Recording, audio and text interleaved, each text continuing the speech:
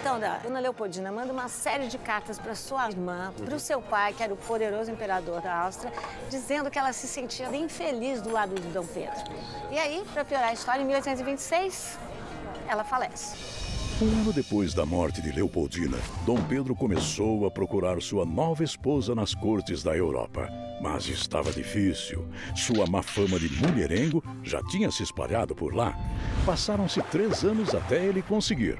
A noiva seria Amélia Lochtenberg, princesa da Baviera, de linhagem não tão nobre como Leopoldina.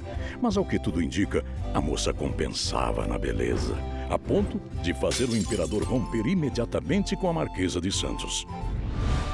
Olha, eu posso te garantir que a imagem de Dom Pedro não andava nada bem. Pela Europa circulou essa ideia de que ele tinha feito a imperatriz sofrer. Na política externa, ele perdia a banda oriental. E na política interna, ele era cada vez mais visto como um autoritário. E aposto que os oposicionistas se aproveitaram disso. Uma série de jornalistas começaram a fazer oposição. Um dos mais importantes era o Líbero Badaró, que tinha um jornal chamado O Observador Constitucional. E ele defendia abertamente que deveríamos ter uma monarquia federativa e constitucional e atacava o autoritarismo de Dom Pedro. E ele podia fazer isso, tinha liberdade de imprensa para fazer? Oficialmente tinha, mas na prática não era bem assim. Vai acontecer um incidente que turbina a crise do primeiro reinado. Líbero Badaró é assassinado. Liberdade, liberdade... Não muito, né? O assassinato do jornalista Líbero Badaró em 20 de novembro de 1830 só piorou a indignação. Um boato dizia que Dom Pedro tinha protegido o mandante do crime que acabou solto. Outro que o imperador planejava calar a oposição dissolvendo a Assembleia num golpe absolutista. Tudo que faltava para o conflito estourar. O que acontece em março de 1831, quando o imperador chega de viagem ao Rio, esperando as devidas homenagens. O que era para ser uma festa dos portugueses para o imperador foi entendida como provocação aos brasileiros. Viva o imperador! Viva Dom Pedro!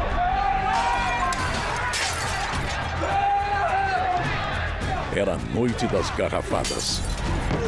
Confronto que não só avançou noite adentro, como se estendeu por 3 dias.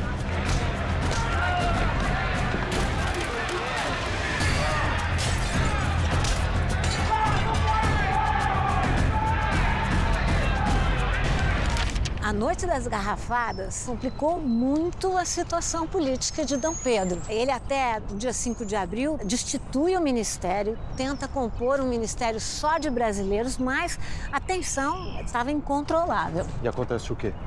Bom, aqui no atual Campo de Santana, que se chamava Campo da Aclamação, teve uma aglomeração de gente. Dizem que tinham 4.000 pessoas aqui nesse local. Dom Pedro tentou controlar a situação, mandou um funcionário para ler uma mensagem aos brasileiros, não conseguiu ler, foi interrompido com gritos de morte ao imperador. A situação insustentável.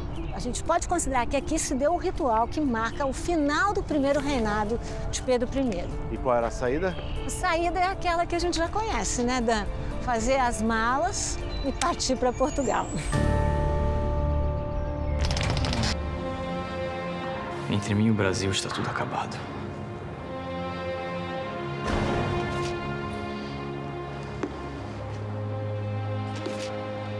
Cuidem bem dele.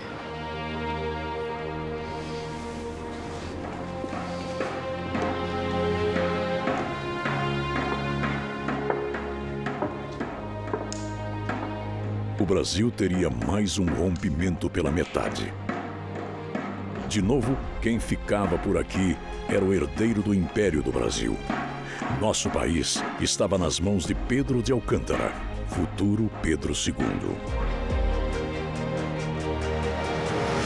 No próximo episódio de Era uma Vez uma História. Morra, Branco! Já ouviu falar de uma revolta de escravos muçulmanos? Allahu Akbar! Devemos ouvir o ministro da Justiça quanto antes. Mas onde está o ministro da Justiça? Boa pergunta. É isso, enquanto as coisas estão calmas aqui, ele está preocupado com as rebeliões lá fora. Porque lá fora, o bicho está pegando. antecipar a maioridade. Atropelando a Constituição. Exatamente. E estão esperando homens. Está quase na hora do imperador saudar o povo. A extinção oficial do tráfico coincide com a alta do preço do café. E vocês vão levar quantas sacas? Não sei quantas sacas. A gente pode começar com um cafezinho, talvez. Opa, então vocês ir pra vocês agora. Preciso organizar moralmente a sociedade, formar uma elite e investir na memória do nosso povo. Então, pelo meio que eu tô entendendo aqui do meu jeito, é meio que nem o futebol brasileiro, né? Acontece as coisas, mas não muda nunca, né? Presta atenção! Devemos seguir! Não pare! Estamos cerca! Cárate! Estamos cerca!